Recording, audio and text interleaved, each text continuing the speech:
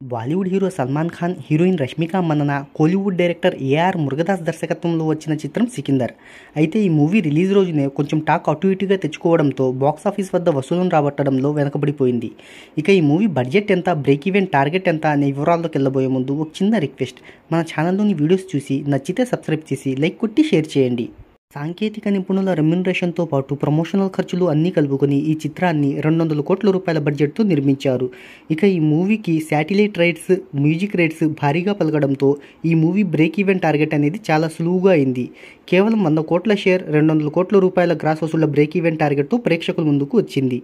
ఇక ఈ movie day wise కలెక్షన్ల వివరాల్లోకి వెళ్తే తొలి రోజు 26 కోట్ల నెట్, రెండవ రోజు 29 కోట్ల నెట్, మూడవ రోజు 20 కోట్ల నెట్, నాలుగవ రోజు 10 కోట్ల నెట్ను రాబట్టి 4 రోజుల్లోనే 100 కోట్ల గ్రాస్ వసూలును రాబట్టింది. ఇక ఈ మూవీ 5వ రోజు 6 కోట్లు, 6వ రోజు 3.5 కోట్ల నెట్ను రాబట్టింది. అయితే ఇప్పటి వరకు ఇండియాలో ఈ చిత్రం 93.75 కోట్ల వసూలను రాబట్టింది. ఈ మూవీ ఇండియన్ కలెక్షన్లతో పాటు ఓవర్సీస్లో 43 కోట్ల కలెక్షన్లను కలుపుకొని మొత్తం ప్రపంచవ్యాప్తంగా ఇప్పటి వరకు 150 కోట్ల రూపాయలను రాబట్టింది.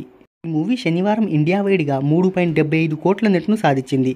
ఇప్పటి వరకు ఈ చిత్రం ఇండియాలో 97.47 కోట్లు సాధించగా ఓవరాల్గా ప్రపంచవ్యాప్తంగా 154.35 కోట్లను రాబట్టింది.